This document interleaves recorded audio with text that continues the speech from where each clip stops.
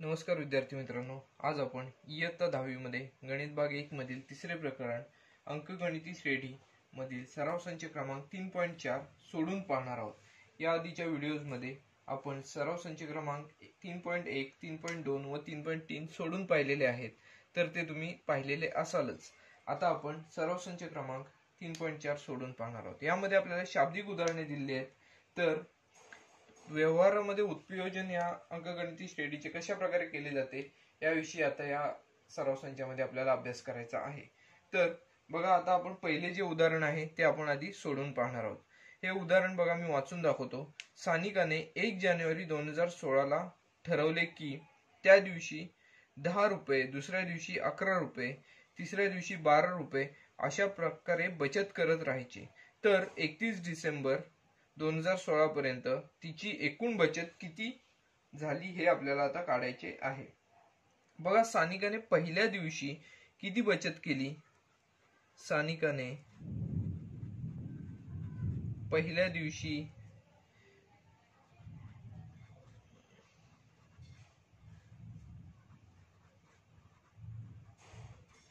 किती रुपये बचत केलेली आहे, तर 10 रुपये। दुसऱ्या दिवशी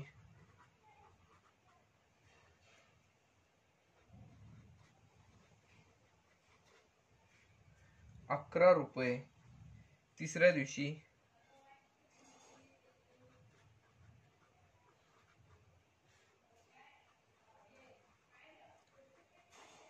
12 रुपये बचत केली।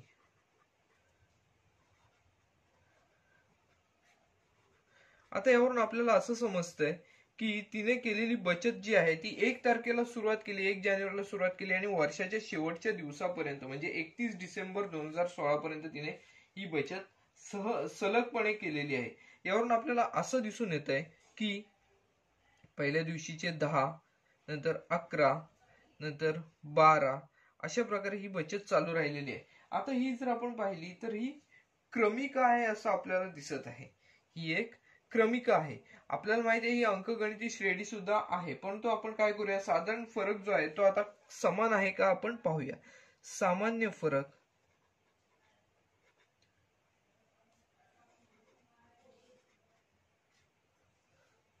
बरोबर, बघा दुसरे पद किती आहे, 11 वजा 10 बरोबर किती मिळेल, 11 तून 10 गेले 1 मिळाला।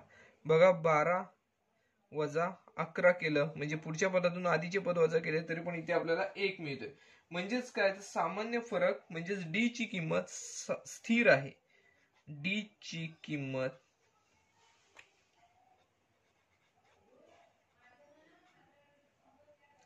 स्थिर आहे असे इथे आपल्याला दिसून येते। म्हणजेच काय, तर ही अंकगणिती श्रेणी आहे। म्हणून खाली आपण वाक्य लिहिणार, ही अंकगणिती श्रेणी आहे।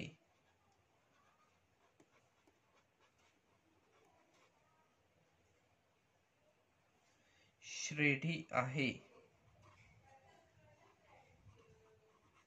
बघा, अंकगणिती श्रेणी असल्यामुळे आता आपल्याला काय करायचं आहे, तर ह्या वर्षामध्ये एकूण किती दिवस आहेत ते आधी आपल्याला काढायला लागेल। बघा 2016 साल कोणता आहे, तर 2016 म्हणजेच काय, तर 4 ने भाग जातोय 2016 ला, म्हणजेच काय 2016 हे आपल्याला लीप वर्ष आहे हे आपल्याला इथे दिसून येतंय। 2016 हे लीप वर्ष आहे।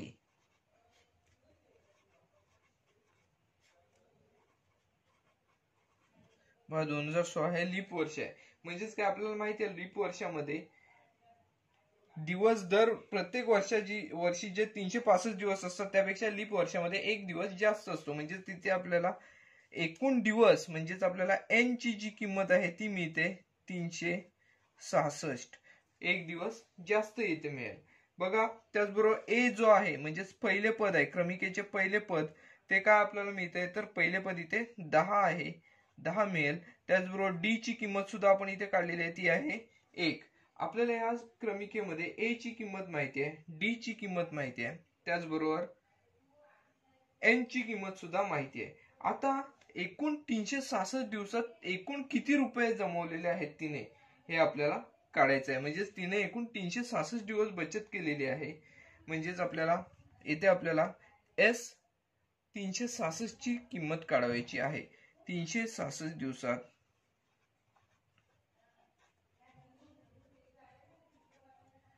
केलेली बचत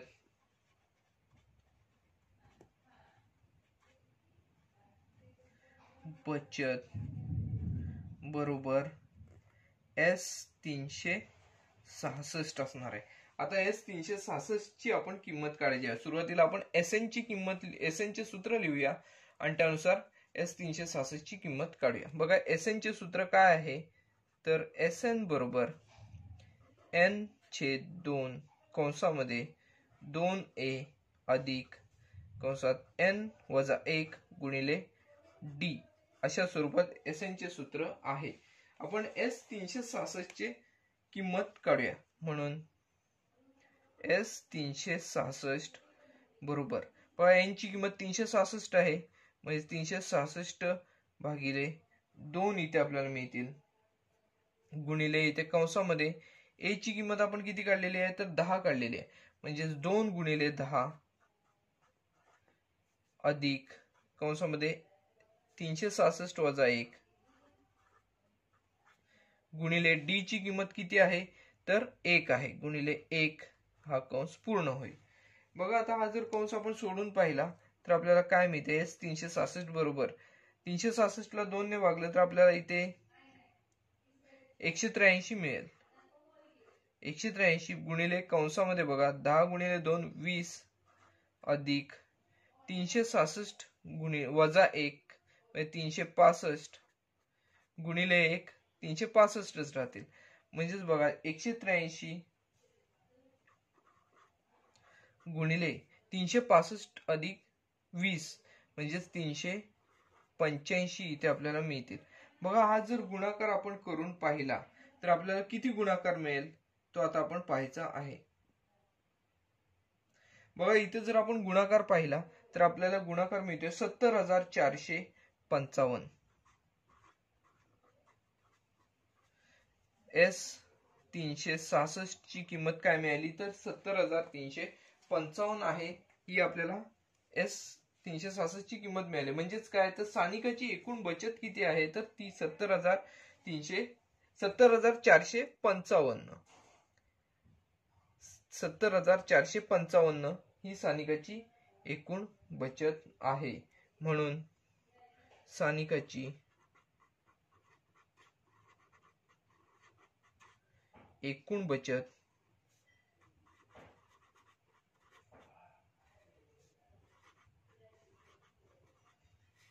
बरोबर 70,455 रुपये. बघा इथे सानिकाची एकूण बचत जी आहे ती आपण काढलेली आहे 70,455 रुपये. आता बघा हे उदाहरण कशा प्रकारे आपण सोडवले ते आता परत एकदा आपण पाहायचे आहे. या उदाहरणामध्ये आपल्याला काय काय दिलेले होते तर सानिकाने 1 जानेवारी 2016 ला बचत करण्याची सुरुवात केली. तिने सुरुवातीला 10 रुपयाची बचत केली, दुसऱ्या दिवशी 11, तिसऱ्या दिवशी 12 याप्रमाणे बचत केली. तर ती 31 डिसेंबर 2016 म्हणजे पूर्ण वर्षामध्ये तिने किती बचत केली हे आपल्याला येथे काढायचे होते. मग आपण सुरुवातीला काय केलं ही जी 10, 11, 12 ही जी क्रमिका आहे ती अंकगणिती श्रेणी आहे हे कळण्यासाठी आपण स्थिर पद जे आहे D ची किंमत स्थिर आहे हे आपण इथे दाखवले. D ची किंमत स्थिर झाल्यानंतर एकूण किती दिवस आहेत या वर्षात ते आपण काढले. हे वर्ष तसं पाहायला गेलं तर 2016 हे वर्ष लीप वर्ष आहे म्हणजेच यामध्ये एक दिवस जादा असणार आहे. 365 अधिक 1 366 दिवस या वर्षामध्ये असणार आहेत म्हणजे 366 दिवसात तिने केलेली बचत आपण काढायची आहे. A ची किंमत 10 मिळाली, D ची किंमत 1 मिळाली. त्यानंतर S366 ची आपण किंमत काढली, सूत्र लिहिले, सूत्रामध्ये किमती भरल्यानंतर आपल्याला हे कंस सोडवल्यानंतर आपल्याला S366 ची किंमत जी आहे ती मिळालेली आहे 70,455. बघा म्हणजेच काय सानिकाने एकूण पूर्ण वर्षामध्ये केलेली बचत किती आहे तर 70,355 रुपये एवढी आहे. हे आपल्याला या उदाहरणावरून मिळाले. बघा आता आपण पहिले उदाहरण जे आहे ते आपले सोडून झालेले. आता आपण दुसऱ्या उदाहरणाकडे वळणार आहोत. बघा आता सराव संचातील दुसऱ्या उदाहरणाकडे आपण वळूया. हे उदाहरण बघा काय आहे. एका गृहस्थाने 8,000 रुपये कर्जाऊ घेतले आणि त्यावर 1,360 रुपये व्याज देण्याचे कबूल केले. प्रत्येक हप्ता आधीच्या हप्त्यापेक्षा 40 रुपये कमी देऊन सर्व रक्कम 12 मासिक हप्त्यात भरली तर त्याने दिलेला पहिला व शेवटचा हप्ता किती, असा आपल्याला प्रश्न इथे विचारलेला आहे. तर आता आपण हे उदाहरण सोडवण्याची सुरुवात करूया. बघा त्या गृहस्थाने काय केलेलं आहे, सुरुवातीला 8,000 रुपये घेतले आणि त्यावर व्याज किती दिलेलं आहे तर 1,360 रुपये व्याज दिलेलं आहे. मग आपल्याला सुरुवातीला त्याने एकूण रक्कम किती केलेली परतफेड केलेली आहे ती आता काढूया आपण. एकूण परतफेड केलेली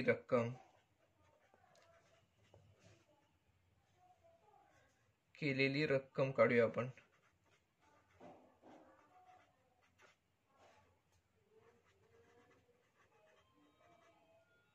बघा 8,000 रुपये घेतलेले आहेत आणि त्यावर 1,360 रुपये व्याज दिलेले आहे.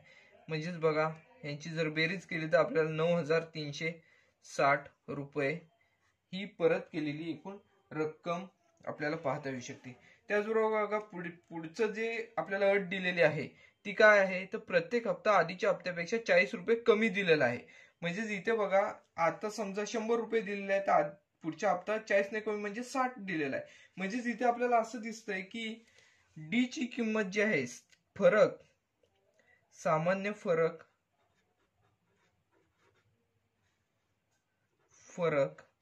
म्हणजेच डी ची जी किंमत आहे ती कमी कमी होत चाललेली आहे. म्हणजेच इथे डी ची किंमत आपल्याला ऋण 40 मिळालेली आहे.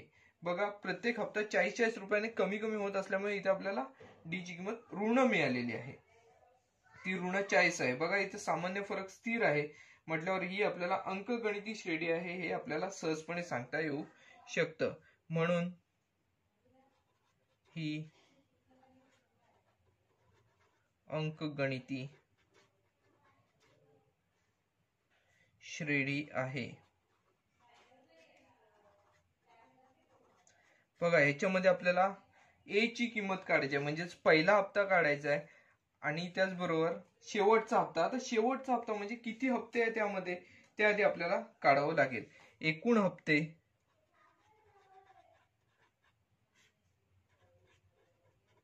किती आहेत तर बघा 12 मासिक हप्ते, एकूण हप्ते 12 आहेत. म्हणून n बरोबर आपल्याला इथे 12 आहे असं लिहिता येऊ शकतं. बघा आता आपल्याला n ची किंमत मिळालेली आहे, त्याचबरोबर डी ची किंमत मिळालेली आहे, तर आपल्याला SN ची सुद्धा किंमत मिळालेली आहे. एकूण किती रक्कम आहे तर बघा SN म्हणजेच S12 ची किंमत सुद्धा आपल्याला येथे दिलेली आहे. SN बरोबर SN न लिहिता आपण S12 लिहूया डायरेक्ट. S12 बरोबर 9,360 रुपये ही आपल्याला S12 ची किंमत मिळालेली आहे. मग आता आपण काय करूया तर SN चे सूत्र लिहूया, त्यावरून A ची किंमत आपल्याला काढणे सोपे होईल. बघा SN बरोबर n/2 कंसामध्ये 2A अधिक n-1 गुणिले D अशा प्रकारे आपल्याला SN चे सूत्र हे आपल्याला माहित आहे. यामध्ये आपण किमती भरूया. बघा SN म्हणजे S12 बरोबर 12/2 कंसामध्ये 12/2 गुणिले कंसामध्ये 2A. A ची किंमत आपल्याला माहिती नाही आहे त्यामुळे 2A आहे तसंच, अधिक n ची किंमत 12 आहे, 12-1 गुणिले D ची किंमत बघा इथे ऋण 40 आहे, ती आपण परत आहे तशीच लिहिली. बघा S12 ची सुद्धा आपण इथे किंमत लिहिलेली 9,360. बघा इथपर्यंतची पायरी तुम्हाला समजली असेलच. ह्यानंतर आपण S12 ची किंमत लिहूया 9,360 बरोबर. बघा इथे 12/2 आहेत. 12/2 किती तर 6. 12ला 2 ने भागलं तर आपल्याला इथे 6 मिळतात. 6 गुणिले कंसामध्ये बघा 2A अधिक बघा इथे 2a अधिक 12 वजा 1 केलं तर 11 मिळतील आपल्याला. 11 गुणिले ऋण 40. 11 गुणिले ऋण 40 हे आपल्याला मिळते. बघा परत एकदा ह्या स्टेपवरून ती स्टेप समजून घ्या. 12/2 6 आलेले आहेत इथे. आतमध्ये कंसाच्या आतमध्ये इथे 2a जे आहेत ते 2a आहेत तसेच. अधिक 12 वजा 1 11 गुणिले ऋण 40 हे इथे आलेले आहेत. बघा आपण हे सोडून पाहूया. 9360 9360 आहेत. त्याला हे गुणिले 6 इकडे आहेत ना, ते बरोबर चिन्हाच्या इकडून भागाकार क्रियेसाठी आणूया. 9360 भागिले 6 बरोबर 2a. बघा 11 गुणिले 40 440 येणार. इथे ऋण 440 येतील. म्हणजे 2a वजा 440 इथे आपल्याला मिळेल. तसं आपण इकडे जर भागाकार करून पाहिला तर आपल्याला किती मिळते? 6 एके 6 3 राहतील. 3वर 3 झाले. 6 पंचे 30 3 राहिले. परत 6 राहिले. 6 संग 36 6 0 0 बरोबर 2a वजा 440 हे आपल्याला मिळतील. म्हणजेच बघा आता इथे 2a बरोबर काय मिळतील तर 1560 अधिक 440 हे ऋण 440 बरोबर चिन्हाची इकडे येऊन धन 440 होतील. म्हणजेच 2a बरोबर 1560 अधिक 440 म्हणजेच आपल्याला 2a ची किंमत काय मिळेल ह्यांची बेरीज जर आपण केली तर आपल्याला 2000 एवढी बेरीज मिळते.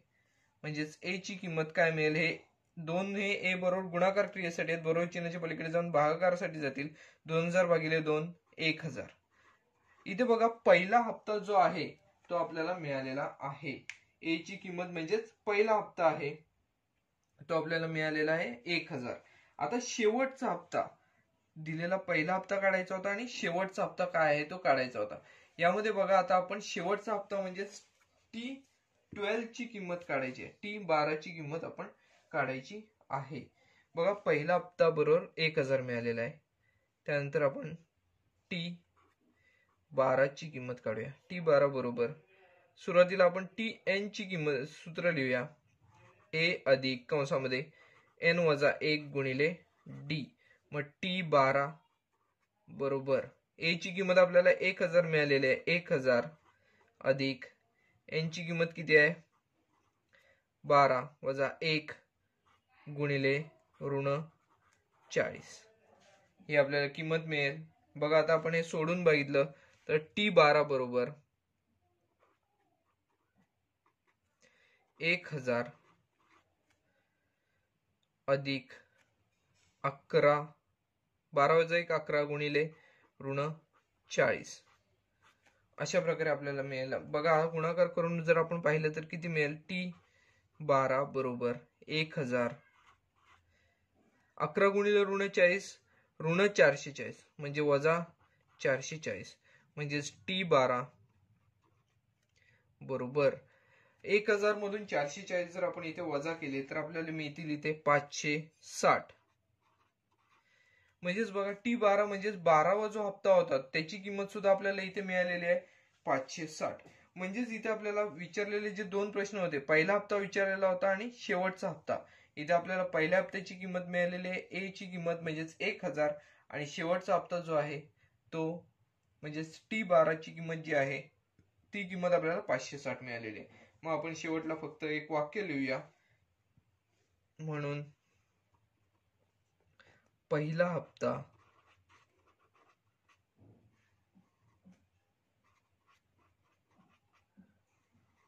बरोबर 1000 रुपये आणि शेवटचा हप्ता बरोबर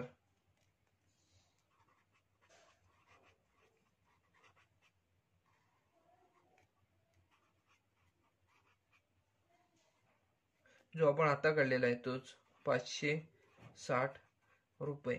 अशा प्रकारे बघा हे जे आपलं उदाहरण आहे, उदाहरण क्रमांक 2 ते सोडून झाले. अतिशय सोपे असे उदाहरण आहे. बघा यामध्ये आपण काय काय केलेलं आहे ते सुरुवातीपासून पाहूया. बघा हे जे उदाहरण आहे यामध्ये आपल्याला सुरुवातीला काय दिलं होतं तर एका गृहस्थाने 8,000 रुपये कर्जाऊ घेतले होते, त्यामध्ये त्याने व्याज किती दिलं होतं 1,360 रुपये दिले होते. त्याचबरोबर त्याने जो हप्ता 12 हप्ते ठरवले होते आणि प्रत्येक हप्ता हा आधीच्या हप्त्यापेक्षा 40 रुपयाने कमी होता. यानुसार आपण त्याची गणिती मांडणी केलेली आहे. सुरुवातीला काय केलं त्याने एकूण परतफेड केलेली रक्कम आहे ती काढली, त्यानंतर सामान्य फरक जो आहे तो डी ची किंमत काढली. प्रत्येक हप्त्यामध्ये 40-40चाच फरक असल्यामुळे ही अंकगणिती श्रेणी आहे हे आपल्याला सहजपणे ओळखता येऊ शकते. एकूण हप्ते 12 आहेत, म्हणजेच एन ची किंमत इथे 12 घेतली आपण.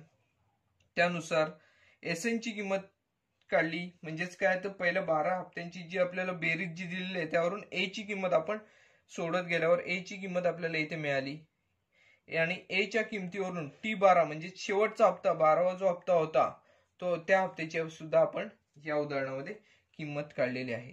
अशा प्रकारे हे जे उदाहरण आहे ते अतिशय सोपे असे उदाहरण आहे. उदाहरण नक्कीच मोठे आहे परंतु सोपे आहे. आता आपण उदाहरण क्रमांक 3 कडे वळणार आहोत.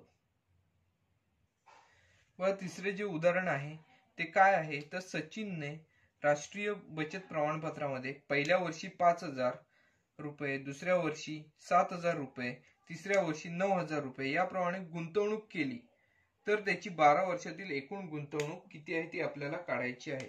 व त्याने सुरुवातीला किती रुपये गुंतवले. पहिल्या वर्षी सचिनने पहिल्या वर्षी 5,000 रुपये गुंतवले, दुसऱ्या वर्षी 7,000 रुपये गुंतवले, तिसऱ्या वर्षी 9,000 रुपये गुंतवले. बघा आपण जर पाहिलं तर ही आपल्याला अंकगणिती श्रेणी आहे असं आपल्याला सहजपणे समजतंय. अशा प्रकारे सहज 12 वर्षापर्यंत त्याने गुंतवत गेलेला आहे. अंकगणिती श्रेणी इथे आहे असं आपल्याला समजतंय, परंतु आपण ते सोडून पाहूया. बघा ही क्रमिका, ही आपल्याला क्रमिका मिळते.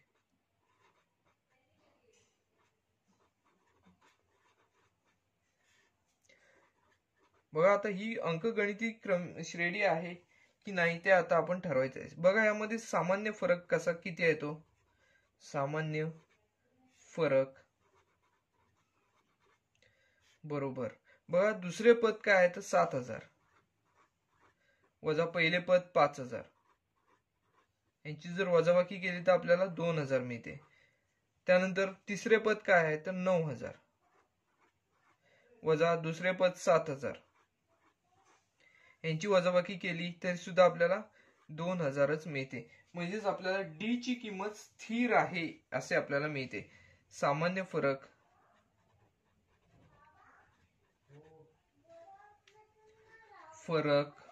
म्हणजेच डी स्थिर आहे. बघा सामान्य फरक म्हणजेच काय तर डी हा स्थिर आहे. यावरून आपण काय म्हणणार तर ही अंकगणिती श्रेणी आहे, म्हणून ही अंकगणिती श्रेणी आहे.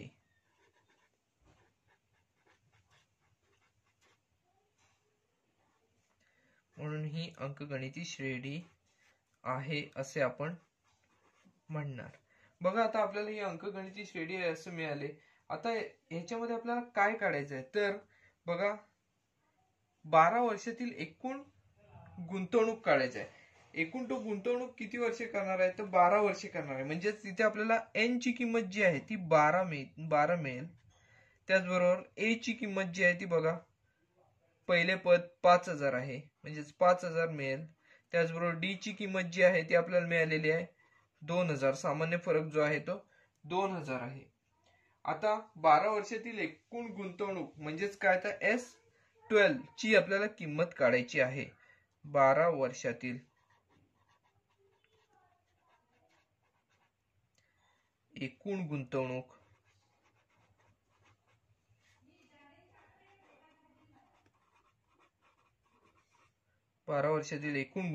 बरोबर S12 म्हणजेच S12 ची आपल्याला किंमत काढायची आहे. मग आता आपण सूत्र लिहूया आणि सूत्रामध्ये किमती भरून काढूया. सुरुवातीला आपण SN चे सूत्र जे आहे ते लिहून पाहूया. बघा SN बरोबर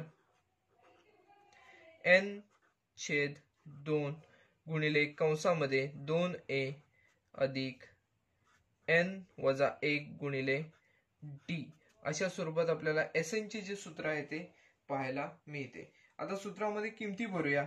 N ची किंमत 12 आहे, S12 बरोबर यांची किंमत 12 म्हणजे 12/2 गुणिले कंसामध्ये 2 गुणिले ए ची किंमत बघा किती आपण घेतलेली आहे तर 5000 घेतलेली आहे. 5000 अधिक कंसात एन ची किंमत किती आहे 12 वजा 1 गुणिले डी ची किंमत 1000 आहे. डी ची किंमत इथे 2000 आहे, 1000 नाही 2000 आहे, ती आपण इथे लिहिलेली आहे. बघा आता आपण सोडून पाहूया. बघा इथे 12/2 म्हणजेच इथे आपल्याला 6 मिळतील. 6 गुणिले कंसामध्ये बघा काय 5000 गुणिले 2 इथे आपल्याला 10000 मिळतील अधिक 12 वजा 1 11 गुणिले 2000 हे आपल्याला कंसामधील संख्या मिळतील. म्हणजे बघा 6 गुणिले कंसामध्ये 10000 अधिक 2000 गुणिले 11 22,000 एवढी रक्कम आपल्याला मिळेल. म्हणजेच बघा 6 गुणिले हे दोघांची जर बेरीज केली तर आपल्याला 10000 अधिक 22,000 यांची बेरीज 32,000 एवढी मिळते. बघा यांची 32,000 गुणिले 6 हे जर आपण केलं तर आपण बघा किती मिळतात. 32,000 ला 6 ने गुणून आपण जर पाहिलं तर आपल्याला 1,92,000 ही रक्कम मिळते. 1,92,000 एवढी संख्या मिळते. म्हणजेच S12 म्हणजेच S12 बरोबर 1,92,000 एवढे आपल्याला संख्या मिळते.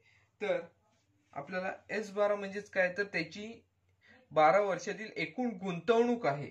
म्हणजे म्हणून आपण काय शेवटला लिहिणार तर म्हणून सचिनची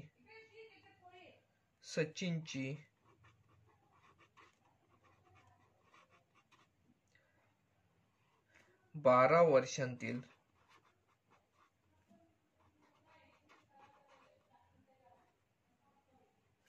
एकूण गुंतवणूक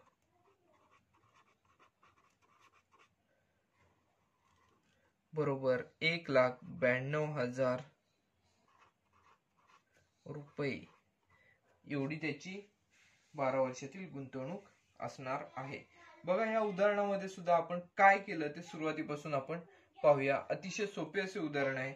बघा यामध्ये आपल्याला सरळपणे काय दिलेलं होतं गणितामध्ये तर सचिनने राष्ट्रीय बचत प्रमाणपत्रामध्ये पहिल्या वर्षी 5,000 नंतर 7,000 त्यानंतर 9,000 अशा प्रकारे 12 वर्ष गुंतवणूक केलेली आहे. तर आपण हे काय आपल्याला बघा गुंतवणूक जी आहे ती आपण सलगपणे लिहून घेतली 5,000 7,000 9,000 आणि सलग ही 12 वर्षापर्यंत चालू राहणार आहे. बघा जर आपण निरीक्षण केलं तर ही क्रमिका आहे आपल्याला हे दिसून येते. ही अंकगणिती श्रेणी आहे असं सुद्धा आपल्याला दिसून येते, परंतु ते आपण पुढे सोडून पाहणार आणि नंतर ठरवणार की ही अंकगणिती श्रेणी आहे. त्यामुळे आपण काय केलं ही क्रमिका आहे आपल्याला दिसलं, त्यामुळे सामान्य फरक जो आहे तो आपण काढला. सामान्य फरक दोन्ही ठिकाणी आपल्याला स्थिर मिळालेला आहे. परिणामी ही अंकगणिती श्रेणी आहे असं आपण यावरून ठरवलं. त्यानंतर ए ची किंमत म्हणजेच पहिले पद आहे ते घेतले. एन म्हणजेच एकूण हप्त्यांची संख्या, एकूण किती वर्ष गुंतवणूक करणार आहे ती त्या वर्षांची संख्या म्हणजेच 12 आहे. आणि डी म्हणजेच सामान्य फरक जो स्थिर आहे तो आपण घेतलेला आहे. त्यानंतर 12 वर्षातील एकूण गुंतवणूक म्हणजेच S12 चीच किंमत आपल्याला काढायची आहे. S12 म्हणजेच काय पहिल्या 12 पदांची बेरीज, क्रमिकेमधील किंवा अंकगणिती श्रेणीतील पहिल्या 12 पदांची इथे आपल्याला बेरीज करायची आहे. त्यानुसार आपण सूत्र लिहिले SN बरोबर N/2 गुणिले कंसामध्ये 2A अधिक कंसात N वजा 1 कंस पूर्ण गुणिले D.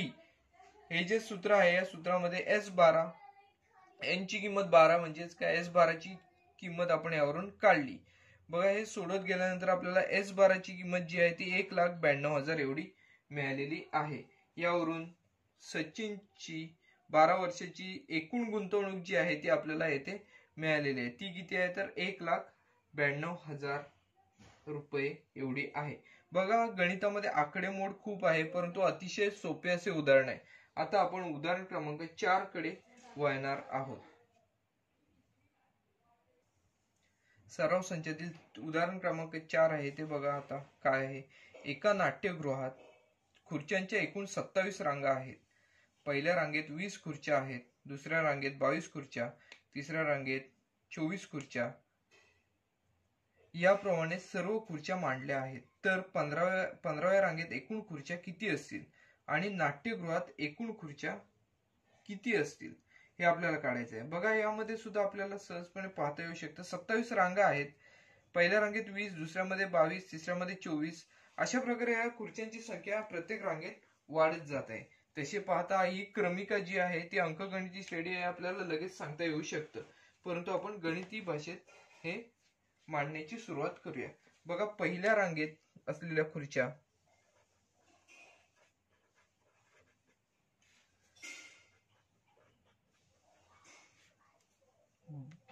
20 आहेत, 20 खुर्च्या. दुसऱ्या रांगेत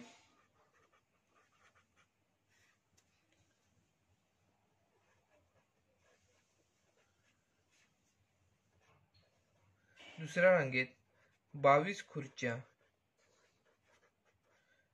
तर तिसऱ्या रांगेत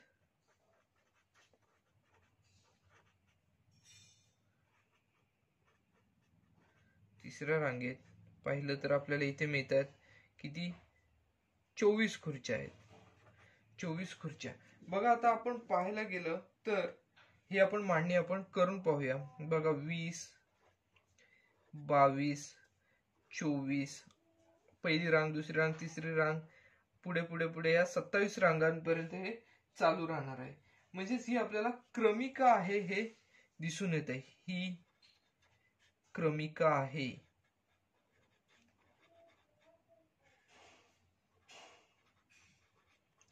बघा, आता क्रमिका आपल्याला मिळालेली आहे, यावरून आपण सामान्य फरक जो आहे तो आता आपण पाहणार आहोत. सामान्य फरक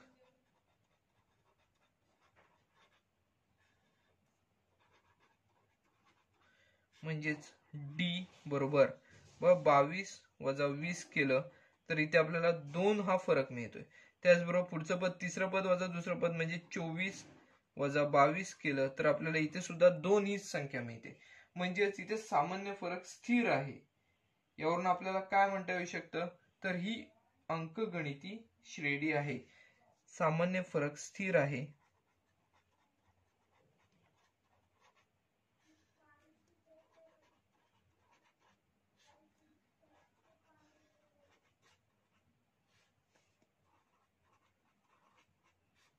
म्हणून ही अंकगणिती श्रेणी आहे.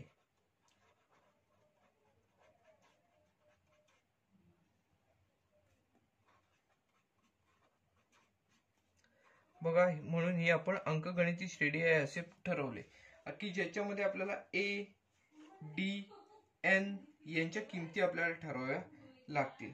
बघा, ह्याच्यामध्ये ए ची किंमत आपल्याला किती मिळेल, ए ची किंमत 20 आहे. म्हणजेच ए म्हणजेच पहिले पद, त्याची किंमत आपल्याला 20 मिळालेली आहे. डी बघा, डी ची किंमत आपण इथे काढलेली आहे, स्थिर आहे. डी ची किंमत 2 आहे. त्याचबरोबर एन ची किंमत आपल्याला काढावी लागेल. एन म्हणजेच काय, तर एकूण रांगांची संख्या. एकूण रांगा किती आहेत, तर 27 आहेत. म्हणजेच एन ची किंमत इथे आपल्याला 27 मिळेल. अशा प्रकारे आपल्याला ए, डी, एन या तिन्हींच्या पण किमती, म्हणजेच पहिले पद, सामान्य फरक आणि एकूण रांगांची संख्या, ह्या तिन्ही किमती आपल्याला मिळालेल्या आहेत. त्यानंतर बघा, गणितामध्ये आपल्याला काय विचारलेलं आहे, खुर्च्या मांडलेल्या आहेत. तर 15व्या रांगेत एकूण खुर्च्या किती असतील.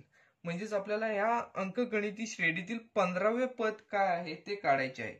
पहिल्या रांगेत 20, दुसऱ्यामध्ये 22, तिसऱ्यामध्ये 24 असं करत 15व्या रांगेत किती आहे. म्हणजेच आपल्याला 15वे पद म्हणजेच T15 ची किंमत काढायची आहे. बघा, T15 म्हणजेच TN चे सूत्र, TN बरोबर A अधिक कंसामध्ये N वजा 1 गुणिले D. या सूत्रानुसार आपण T15 ची किंमत काढूया. T15 बरोबर A ची किंमत आपण काढलेली आहे, ती म्हणजेच 20 आहे. 20 अधिक N ची किंमत 15 आहे, 15 वजा 1 गुणिले D ची किंमत 2. बघा, T15 बरोबर 20 अधिक 15 वजा 1 14 होणार, 14 गुणिले 2 28. बघा, इथे आपण स्टेप ही एक मधली स्किप केली आहे आणि आपण इथे काय डायरेक्ट केलंय बघा. 15 + 1 14, 14 × 2 28 ही किंमत आपल्याला इथे मिळालेली आहे. बघा आपण T15 ची किंमत आता इथे काढायचं म्हटलं तर 20 + 28 म्हणजेच 48 ही किंमत आपल्याला T15 ची किंमत मिळालेली आहे. म्हणजेच 15व्या रांगेतील खुर्च्यांची संख्या जी आहे ती किती आहे तर 48 आहे. त्याचबरोबर बघा आपला पहिला जो प्रश्न आहे तो सोडून झालेला आहे. त्यानंतर बघा पुढे काय प्रश्न विचारलेला आहे. 15व्या रांगेत एकूण खुर्च्या किती असतील आणि नाट्यगृहात एकूण किती खुर्च्या असतील. बघा नाट्यगृहात असणाऱ्या एकूण खुर्च्या आहे म्हणजेच काय असणार आहे तर S27 म्हणजेच S27 ची आपल्याला इथे किंमत काढावी लागेल. म्हणजेच एकूण खुर्च्यांची किंमत आपल्याला खुर्च्यांची संख्या इथे आपल्याला मिळेल. नाट्यगृहातील एकूण खुर्च्या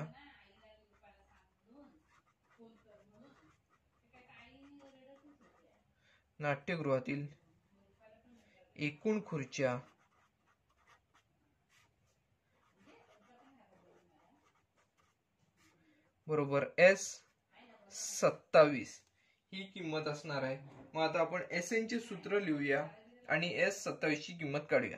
बघा SN बरोबर N/2 कंसामध्ये 2A अधिक कंसामध्ये N - 1 कंस पूर्ण गुणिले D हे सूत्र आहे. SN ची आपल्याला S27 ची किंमत काढायची आहे. म्हणजेच S27 बरोबर N ची किंमत 27 आहे. 27/2 गुणिले 2 गुणिले A ची किंमत आपण किती घेतलेली आहे तर 20 घेतलेली आहे.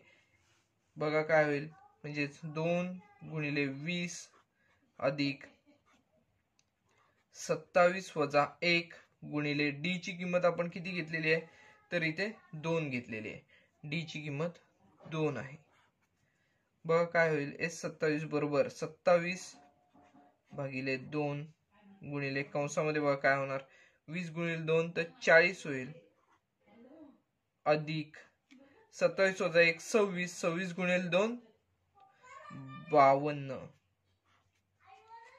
एवढी किंमत येणार. म्हणजेच बघा आता या कंसातील पदांची बेरीज जर आपण केली तर काय येते बघा 27/2 गुणिले 40 अधिक 52 यांची जर बेरीज केली तर आपल्याला 92 मिळते.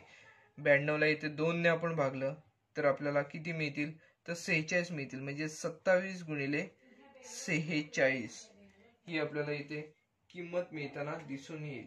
बघा SN बरोबर 27 गुणिले 46 ही किंमत आपल्याला मिळालेली आहे. हा गुणाकार आपल्याला करावा लागेल. म्हणून S27 बरोबर हा जो गुणाकार आहे तो 1242 एवढा आपल्याला मिळेल. हा गुणाकार करून पाहिला तर 1242 एवढा आपल्याला मिळेल. म्हणून काय आपल्याला म्हणता येऊ शकतं तर या नाट्यगृहातील एकूण खुर्च्यांची संख्या किती आहे तर 1242 इतकी आहे. त्याचबरोबर 15व्या रांगेत आपल्याला खुर्च्या किती आहेत ते विचारलं होतं तर 48 आहेत. म्हणून आपण वाक्य लिहूया 15व्या रांगेतील खुर्च्यांची संख्या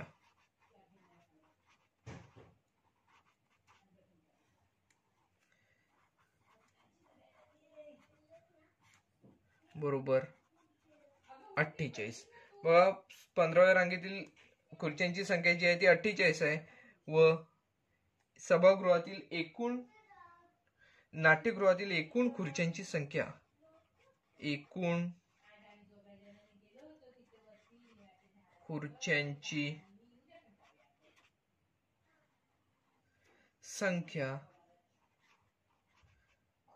बरोबर 1242.